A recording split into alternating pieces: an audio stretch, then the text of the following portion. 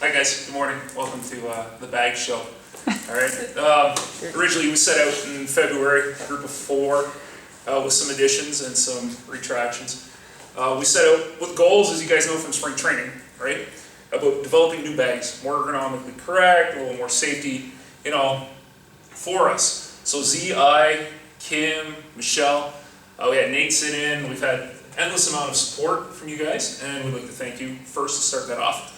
About some ideas, and we've kind of accommodated everybody's idea, all right? And at this point, we look at the new bags, old versus new, okay? Not too bad. We've changed some of the stuff right off the hop. If you look at it, you look at the handles. The handles are a nice glossy looking handle, all right? Well, they were set out so that they can be easily cleaned, all right? The old one had the webbing, everything would get stuck inside, we'd have to send it out. These ones you can write down with Virox, not an issue, all right? Then we look at the other features of it. We look at the D-rings. We moved them to the front and the back side of the bag, all right? More ergonomically correct. The bag sits better on your back for when you're carrying it as opposed to all the weight on your shoulder, evenly distributed. I don't know, Z, you want to show that? Sure, maybe you can throw it up and they can see it. So see how it sits on the center of your back? A little better, a little easier to handle. Doesn't get knocked going through doorways, and then off comes with the stretcher and all that good stuff. Even though, you're supposed to put the bag down and carry and all that other good stuff, we've kind of designed it that way. We've also designed it, we have 5 external pockets, all right? 5 external pockets. On this side, we have all the oxygen supplies we need for adults, okay?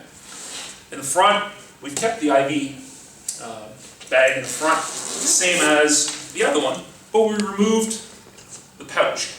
That pouch where everybody hoards all these IV catheters, all right? All these needles. We just wanted to have enough in this bag to do one call. Why? Because we can restock at the hospital, all right? Get the patient there, get them off the bed, restock, no issue. Going to the other side, we're going to turn this way.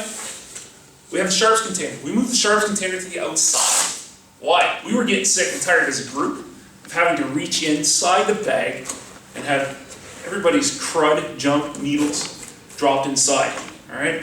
Move to the outside, it's safer. The way it's set up, once you do see them, it's very hard to get a needle in between the sharps container and the pouch itself.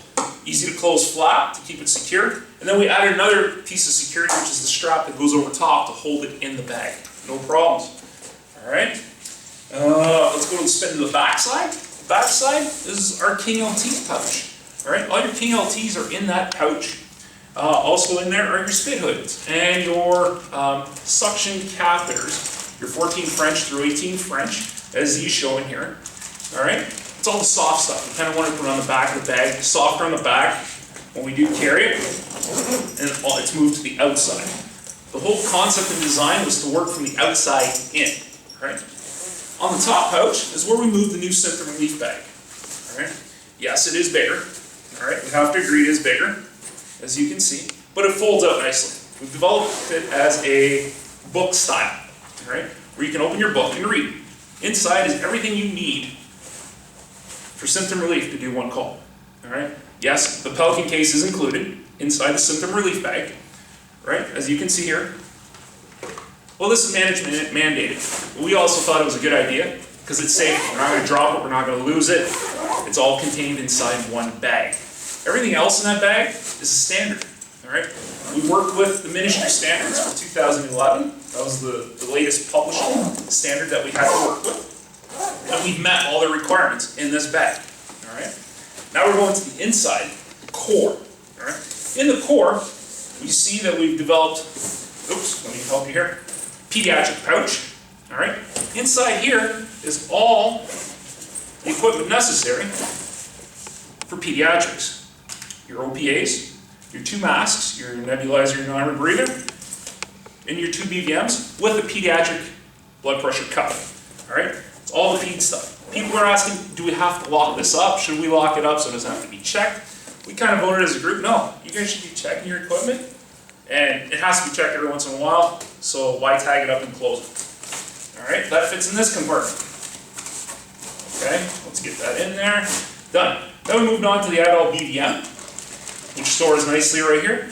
And at the bottom has one more manual blood pressure cuff for which we had to meet the standard.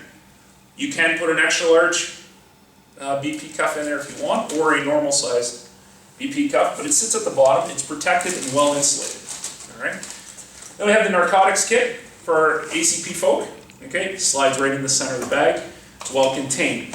Yes, PCP, you'll be able to manipulate that a little bit, but we're trying to standardize this, so we're going to ask you not to put too much in there. We've also come up with a new suction. All right, we used to have the squirts. We've now progressed to the Layer All Compact suction. This is a little bit heavier. It's about a half pound heavier than the squirt suction, but the draw is a lot better. All right, this is the one that was voted on, I guess, by most people.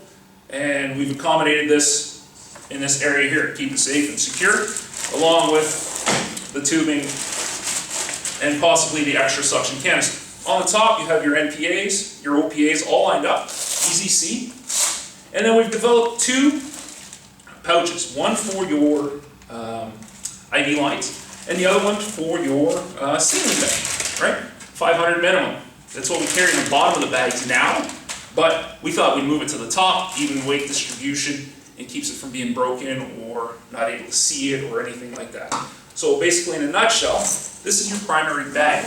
The other thing we did do is we reinforced the bottom of the bag to make it more durable. Right? We've added some plastic rails so it actually doesn't sit in the dirt and the mud and all that other junk or whatever you find on people's floors. All right? And these all can be removed and be washed. Our material management is really good at sending these out and getting them washed and taken care of. This is why these bags lasted so long. All right? These are supposed to have a 5-year expectancy. They've lasted 10 pretty much since we're still working with them.